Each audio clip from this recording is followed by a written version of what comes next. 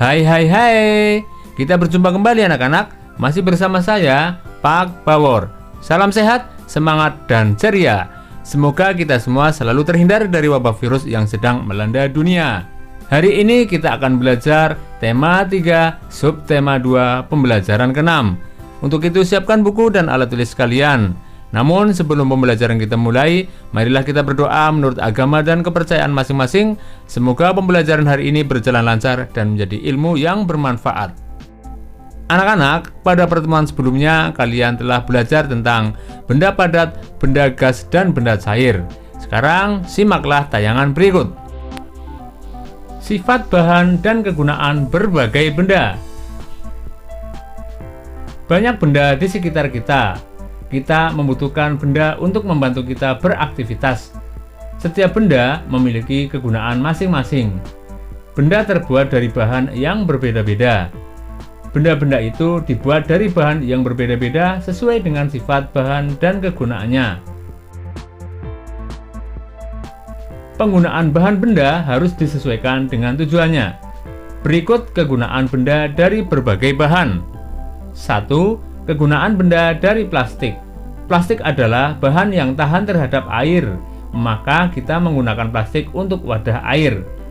Plastik memiliki sifat yang ringan, tidak mudah pecah, dan tidak menyerap air. Ember, gayung, dan baskom terbuat dari plastik. Meja dan kursi pun ada yang terbuat dari plastik. Plastik juga banyak digunakan sebagai kantong belanja dan bungkus berbagai makanan. Plastik ternyata mudah terbakar, maka kita tidak bisa menggunakan plastik sebagai bahan untuk membuat panci atau penggorengan. 2. Kegunaan benda dari kayu. Kayu termasuk bahan yang paling banyak digunakan untuk membuat benda, misalnya meja, kursi, lemari, pintu, dan jendela. Kayu banyak digunakan karena mudah diperoleh. Sifat-sifat kayu adalah sebagai berikut: keras dan kuat, isolator panas dan listrik, tidak tahan terhadap api dan air, dan mudah dibentuk. Berdasarkan sifatnya, kegunaan kayu adalah bahan pembuatan perabotan rumah tangga karena sifatnya yang keras, kuat, dan mudah dibentuk. Pegangan peralatan masak karena sifatnya yang isolator panas. Bahan membuat kerangka rumah karena sifatnya yang keras dan kuat. Kayu juga berguna sebagai bahan bakar karena sifatnya yang tidak tahan terhadap api atau mudah terbakar. 3. Kegunaan benda dari karet. Karet dihasilkan oleh pohon karet berupa getah seperti susu yang disebut lateks. Lateks diperoleh dengan cara menyadap, yaitu dengan menyayat kulit pohon atau pada bagian korteks tumbuhan. Sifat-sifat karet adalah sebagai berikut: kuat, lentur atau elastis, tidak tahan api atau mudah meleleh, isolator panas dan listrik, dan tidak tembus air. Berdasarkan sifatnya, kegunaan karet adalah bahan pembuat ban dan balon karena sifatnya yang elastis, membuat pegangan alat-alat listrik karena sifatnya yang isolator listrik, membuat ember karena sifatnya yang kuat dan kedap air. 4. Kegunaan benda dari kertas. Kertas terbentuk dari pengolahan kayu menjadi bubur kertas atau pulp. Kertas sejak awal diciptakan untuk mendokumentasikan karya baik tulisan ataupun dalam bentuk gambar. Seiring perkembangan zaman, kertas sendiri berubah bentuk berdasarkan fungsi dokumentasinya seperti buku bacaan, buku tulis, majalah, brosur, kartu nama, sertifikat, poster, kop surat, dan lainnya. Sifat kertas antara lain permukaannya halus, mudah menyerap air, dan mudah terbakar. Kertas dapat digunakan sebagai media tulis, media cetak, bungkus makanan atau minuman, tisu, dan sebagainya. Kelemahan kertas adalah mudah robek dan terbakar, tidak dapat mengemas cairan, dan tidak dapat dipanaskan. 5. Kegunaan benda logam. Logam adalah unsur kimia yang mempunyai sifat-sifat kuat, liat, keras, penghantar listrik dan panas, mengkilap, dan umumnya mempunyai titik cair tinggi. Berdasarkan sifatnya, kegunaan logam adalah sebagai bahan bangunan, rumah, dan jembatan. Sebagai bahan pembuat perhiasan seperti emas dan perak, untuk peralatan dapur seperti panci, penggorengan, bahan pembuat kabel karena sifatnya yang mudah mengantarkan listrik. Aneka wujud benda sebagai anugerah Tuhan. Benda diciptakan Tuhan dengan beraneka ragam wujudnya. Pernahkah kamu membayangkan jika wujud benda hanya satu, apa yang akan terjadi? Setiap benda mempunyai sifat dan fungsinya masing-masing. Kamu telah mempelajari benda dan sifatnya. Coba lengkapilah bagian berikut ini.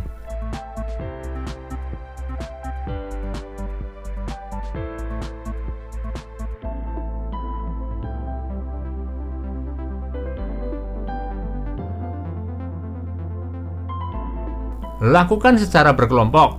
Pilihlah satu tempat untuk melakukan pengamatan. Perhatikan benda-benda yang ada di tempat tersebut. Catatlah benda-benda yang ditemukan pada tabel berikut.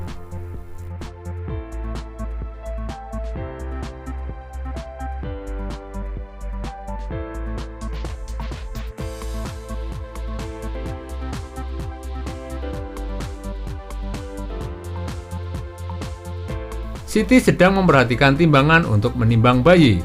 Semua timbangan berwujud benda padat. Apakah kamu pernah melihat timbangan selain berwujud benda padat?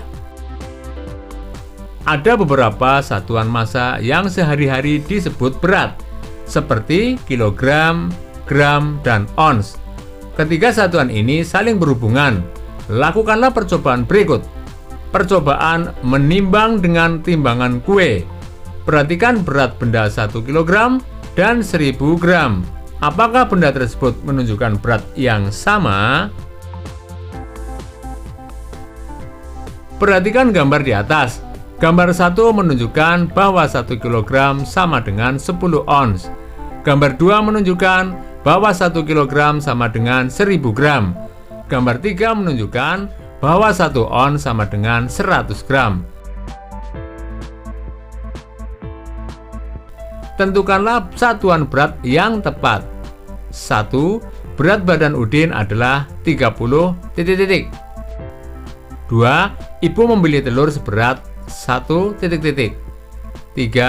Berat cincin ibu adalah 3 ... 4. Gula pasir yang dibutuhkan untuk membuat kue adalah 250 ... 5. Ibu memerlukan bawang seberat 100 ...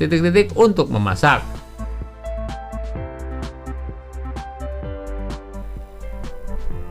Anak-anak, Lani sering membantu ayahnya menjaga toko.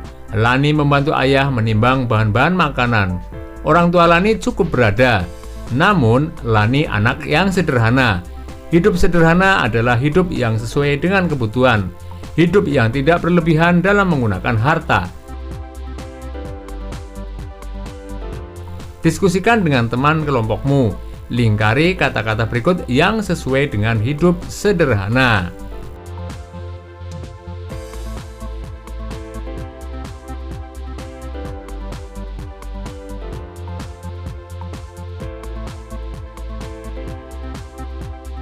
Mengapa sikap sederhana penting diterapkan dalam kehidupan sehari-hari? Tuliskan pendapatmu. Demikianlah pembelajaran hari ini anak-anak. Marilah kita tutup dengan doa. Semoga apa yang telah kita pelajari bisa bermanfaat bagi kita semua. Jangan lupa jaga kesehatan badan, jaga kebersihan lingkungan, sehingga kita terhindar dari penyakit. Sampai berjumpa kembali pada pertemuan berikutnya. Dadah!